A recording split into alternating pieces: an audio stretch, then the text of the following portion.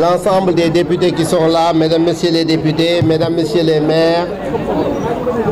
mesdames, messieurs les responsables du comité directeur et du secrétariat national, mesdames, messieurs les responsables de partis ici présents, mesdames, messieurs les journalistes, je voudrais donc au nom de notre organisation vous remercier d'être présents si nombreux cet après-midi à cette occasion pour assister à notre déclaration. Je voudrais aussi saluer l'ensemble de nos alliés qui sont là, si présents, qui sont tous membres de notre coalition Karim 2024. Mesdames, Messieurs, la décision du Conseil constitutionnel du 15 février 2024 valide de manière éclatante la position du Parti démocratique sénégalais et de la coalition 2024, qui ont constamment soutenu qu'il était impossible d'organiser l'élection présidentielle à la date prévue du 25 février 2024 et que l'élection devrait donc être reportée. Cette décision du Conseil constitutionnel enjoint aux autorités compétentes de fixer dans les meilleurs délais une nouvelle date pour la tenue du scrutin présidentiel. La coalition Karim 2024 félicite le groupe parlementaire Démocratie, Liberté et Changement et l'ensemble des députés pour l'initiative qu'il a prise en faisant voter par l'Assemblée nationale à la majorité absolue une proposition de loi portant dérogation sur l'article 31 de la Constitution en raison des défaillances qui ont gravement affecté l'ensemble du processus électoral depuis l'étape des parrainages jusqu'à la liste finale des candidats qui avaient été retenus par le Conseil constitutionnel pour l'élection présidentielle prévue le 25 février 2024. Par sa décision du 15 février, le Conseil constitutionnel tire les conséquences des erreurs et des manquements de sa décision du 20 janvier qui ont entaché et jeté le discrédit sur la liste des 20 candidats retenus dont était arbitrairement exclu notre candidat Karim Meïssa Wade, alors que cette liste comptait plusieurs candidats qui, à la différence de notre candidat, ne remplissaient pas les critères d'éligibilité imposés, notamment parce que certains détiennent toujours une double, voire une triple nationalité, à la différence de notre candidat, qui a renoncé à sa binationalité pour être exclusivement sénégalais. Le PDS et la coalition 2024 participeront pleinement au dialogue national annoncé par le président de la République et exigent que ce dialogue national se tienne sans délai afin d'organiser et de garantir une élection présidentielle apaisée, inclusive, transparente et non contestable. Les conclusions de ce dialogue devront être le résultat d'un consensus large et refléter la volonté collective d'assurer à nos citoyens la tenue d'une élection démocratique et ouverte. Afin de garantir le respect de nos droits et de nos libertés dans un processus électoral en cours, nous renouvelons instamment notre demande de création d'une Cour constitutionnelle dont les décisions pourraient faire l'objet d'un recours. Car si, pour cette élection présidentielle 2024, la possibilité d'un recours avait existé, nous n'aurions pas été obligés de nous adresser à l'Assemblée nationale pour corriger les conséquences des choix injustes du Conseil constitutionnel. La coalition Karim 2024 reste résolument engagée dans la défense des valeurs démocratiques de paix et dans la lutte pour un Sénégal où la souveraineté du peuple sera pleinement respectée et où les élections reflèteront fidèlement la volonté des citoyens. Nous appelons le président de la République à agir dans l'intérêt supérieur du peuple sénégalais en prenant les mesures nécessaires pour garantir un avenir démocratique paisible et prospère pour notre cher Sénégal. La coalition Karim 2024 appelle l'ensemble des partis alliés tous nos militants et sympathisants ainsi que l'ensemble des comités électoraux à rester unis et mobilisés pour réserver un accueil populaire sans précédent à notre candidat qui va arriver sitôt et lui assurer une brillante victoire à l'élection présidentielle dont la nouvelle date sera fixée par le président de la République à l'issue du dialogue concertation nationale qu'il a annoncé. Je vous remercie de votre attention. Mesdames, Messieurs, assalamu alaikum. Ñu ngi nuyu yéen ñëpp seen teewaay di leen gërëm di leen nuyu ci turu président secrétaire général national du parti, le président Maître Abdoulaye Wade, et au nom aussi de notre candidat, notre frère Karim Meïssa Wade. Di wax rek ni décision bi nga xam ni conseil constitutionnel joxe na ko le 15 février 2024 dafa dëggal li nga xam ni si moom la PDS doon wax. Lan la PDS doon wax? PDS daf ni woon élection mënu fee am le 25 février 2024 ndax pour élection mën a am il fallait donc mu nekk ci lu normal. Donc décision bi nga xam ni si conseil constitutionnel jël na ko wax ni na autorité compétente yi jàppaat beneen date nekk na lu nga xam ni si ñun mooy li ñu doon xeex mooy ñu reporter élection yi ba xool lépp li ci nekkoon. Kon boog jàpp nañu décision boobu fekk si nañu ñun ci liñ doon wax. Coalition bi nag 2024 dafay féliciter groupe parlementaire bi nga xam ni si moo jëloon initiative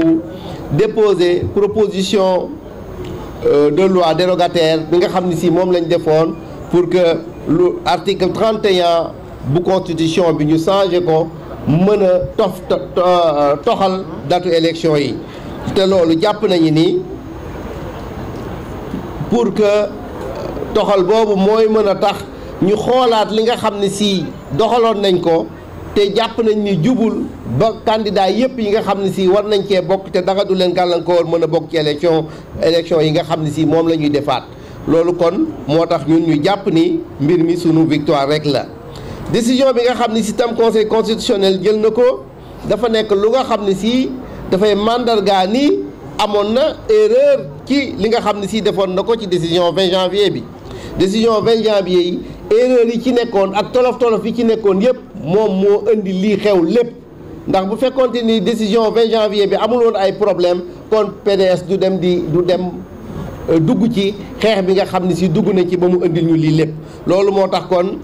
ñu lii dafay xamal rek ni conseil constitutionnel reconnaître nañu seeni erreur.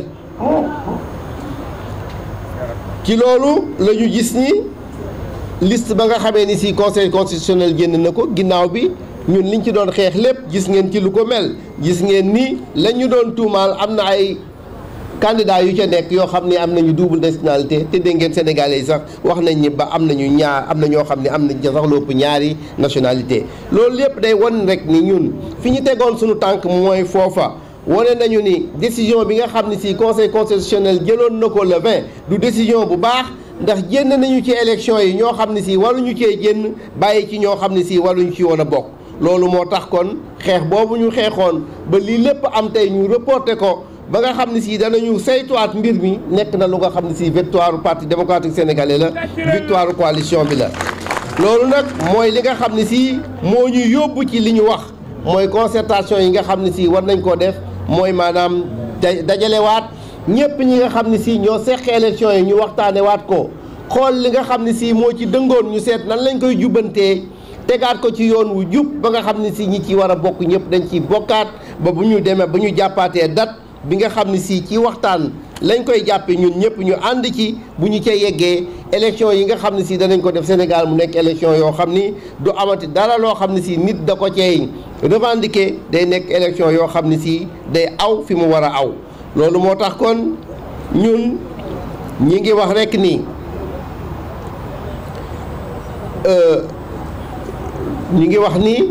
loolu moo taxoon itam ci suñu revendication yi ñu wax ni léegi dañoo bëgg Sénégal ñu indi fi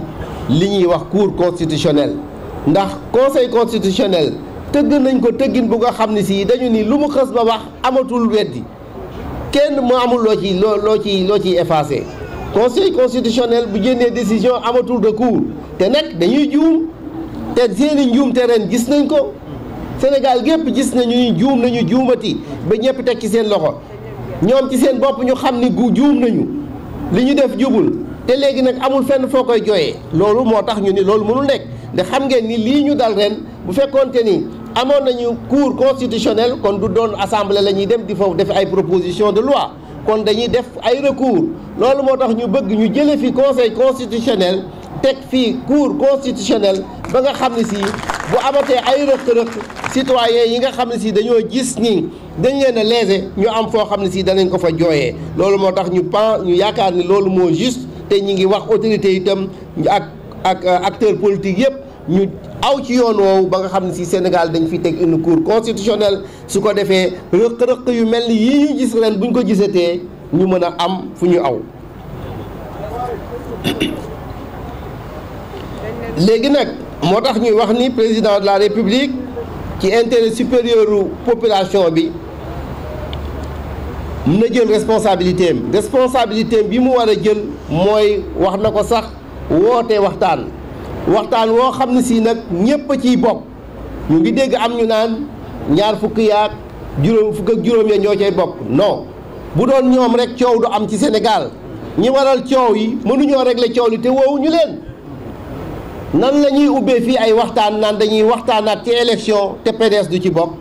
ak ñeneen ñi nga xam ne si ñoom ñëpp ku ci nekk jooytu nga li nga war a jooytu ñi nga xam ne si dañoo jàpp ni yoon wi nga xam ne si ci la ñu tegoon pour def ci élection jàpp ni conseil constitutionnel li mu defoon c'est injuste jubul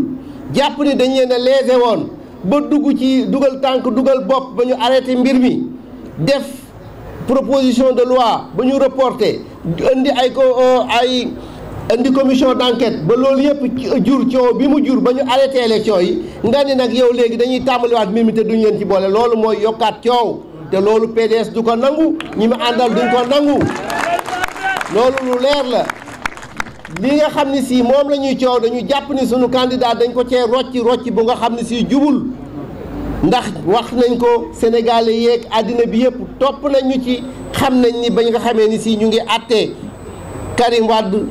dossier bi mu yore woon amul lenn luñ ca waroon a wax ndax bu dee nationalité rek yoroon nañu ci seen loxo ñaari kayit yu leen di firndeel ni Karim sénégalais rek la kayit gu jëkk gi mooy bi nga xam ne si jox nañ ko ca droit mu wax ni léegi bàyyi naa sama nationalité bële baneen bi mooy décret bi lan la ñu bëgg la neen loolu kon biir na leen ni yor nañ ko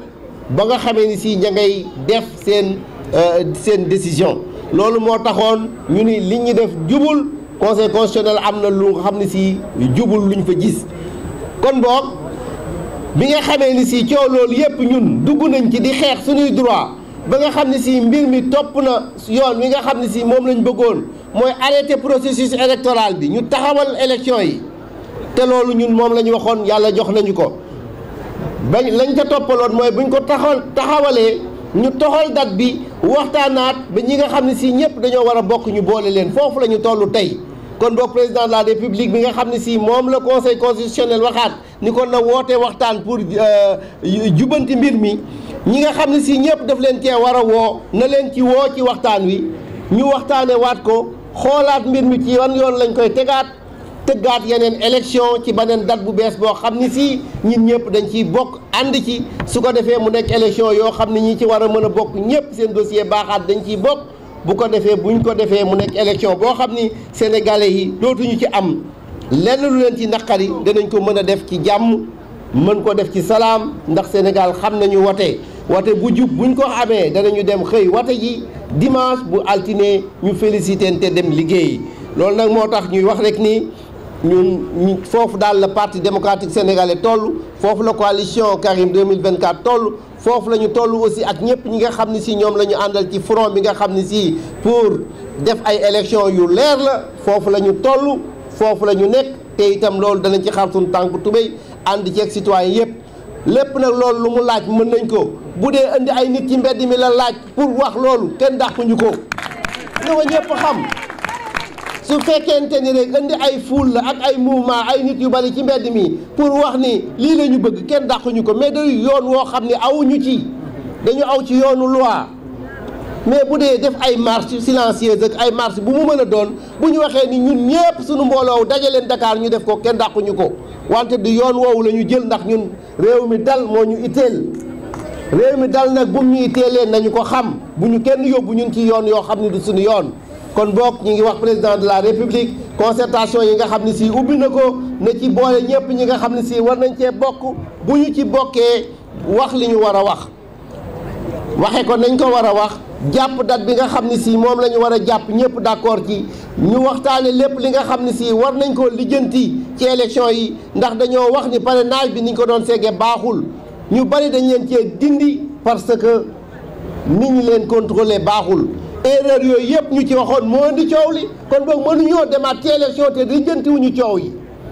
loolu dafa war a leer mënuñoo duggaat ci élection te lijjantiwuñu coow yi fi indi lii ay rëq-rëq a fi am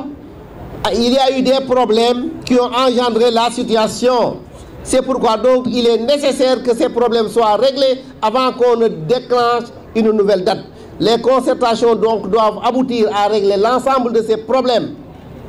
loolu kon ñu ngi koy wax di ko wax fortement en tout cas ñun parti démocratique sénégalais ak suñuy alliés loolu la ñu wax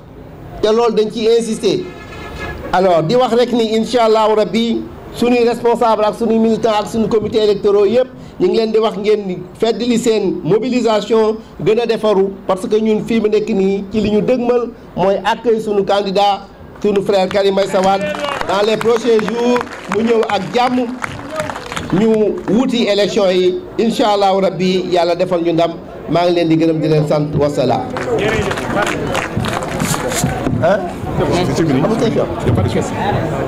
ah bon baax na ko la séance est levée loolu ngeen waxoon ok jërë ngeen jëf merci beaucoup. La séance est levée. daal loolu li ngeen xewal léegi. léegi laa dégg. léegi la ko waaw loolu ngeen xewal léegi. li ngay wax ak ñu jëm ci. Félicitations. ah félicitations. daal loolu ngeen xewal léegi amul question mais yéen man.